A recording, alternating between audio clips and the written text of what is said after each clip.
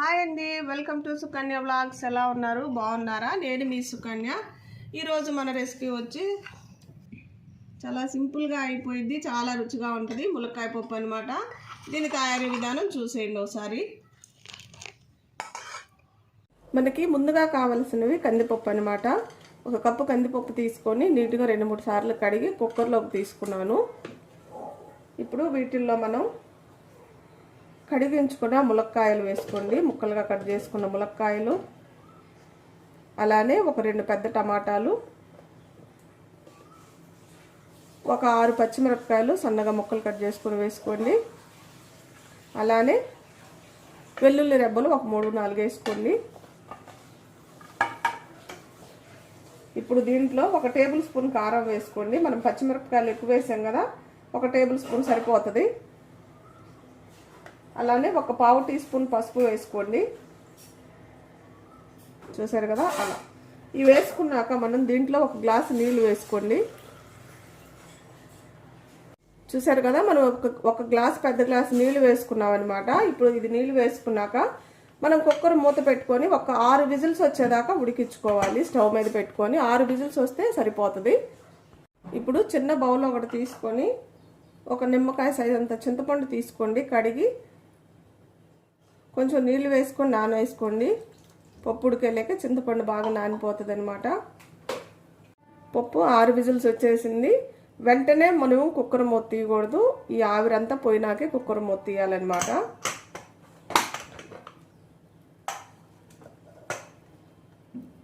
చక్కగా పప్పు ములక్కాయ 2 ఉడికిపోయినాయి. చూసారు కదా, ఇప్పుడు ఈ ములక్కాయల్ని మనం బయటకు తీసుకోవాలి. ఇలా మనము ములక్కాయలు పక్కకు తీసుకున్నాక మనకు రుచికి తగినంత ఉప్పు వేసుకున్నాం దీంట్లో.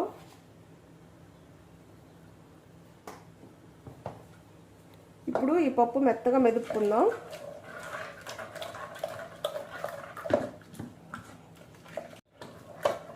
చూసారు కదా, పప్పు బాగా మెదిగిపోయింది కదా.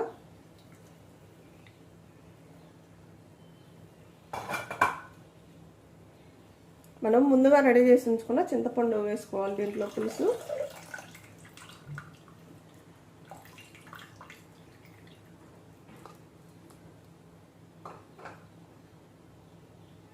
ఇప్పుడు ఇంకొక గ్లాస్ నీళ్ళు వేసుకుందాం దీంట్లో.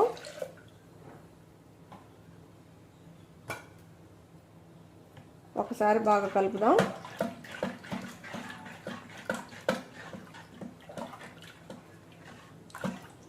ములక్కాయ పప్పు ఏ పప్పు అయినా కొందరికి పలసగా ఇష్టం, కొందరికి చిక్కగా ఇష్టం.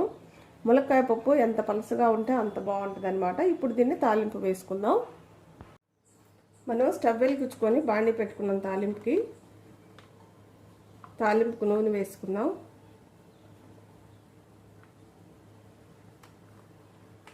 ఒక 3 టేబుల్ స్పూన్ల దాకా నూనె వేసుకోండి. మనం కొంచెం నూనె వేడైనాక కొన్ని ఎండుమిరపకాయలు వేసుకుందాం.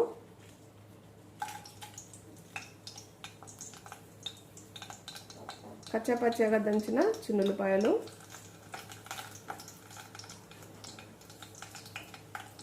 సన్నగా కట్ చేసుకున్న ఉల్లిపాయలు,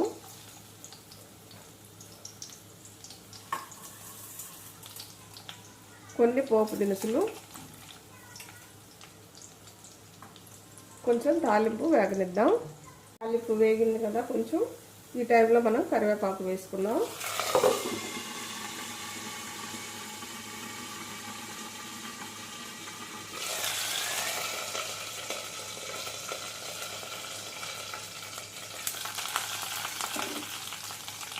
చక్కగా కరివేపాకు కూడా వేగిపోయింది కదా. ఇప్పుడు మనం పప్పు వేసుకున్నాం. దీంట్లో పప్పుని జాగ్రత్తగా వేసుకోండి. మెదటి తాలింపు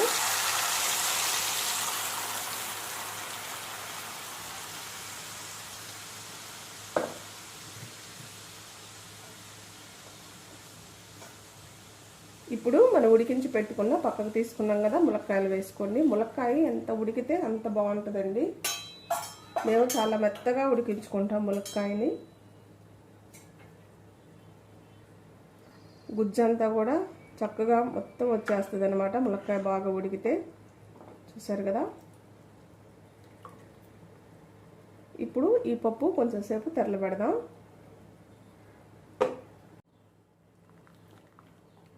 చూసారు కదా పప్పు చక్కగా తెరులుతుంది. ఈ టైంలో మనం కొత్తిమీర వేసుకుందాం. కొత్తిమీర ఎక్కువ వేసుకోండి, బాగుంటుంది పప్పుచారు.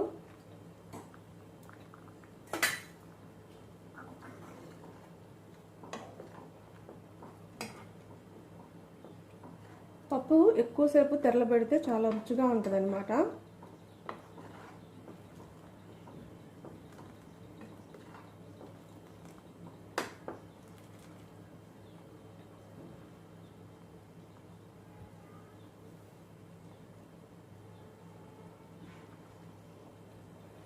మంచి వాసన వస్తుంది. పప్పుచారు రెడీ అయిపోయినట్టే. మన పప్పుచారు రెడీ అయిపోయింది. స్టవ్ కట్టేసుకుందాం. చూసారు కదా ఎంత బాగుందో. ములక్కాయలు కూడా చాలా చాలా మెత్తగా ఉంటాయి. ఖచ్చితంగా నేను చెప్పినట్టు ఒకసారి పప్పుచారు చూడండి, ట్రై చేయండి. ములక్కాయ పప్పుచారు, అందులో పప్పు అంటే లేట్ అనుకుంటారు కానీ మనం కుక్కర్లో చాలా సింపుల్గా చేసుకోవచ్చు అనమాట. పప్పుచారు ఏదైనా పప్పు అయినా పప్పుచారు అయినా కానీ. చూసారా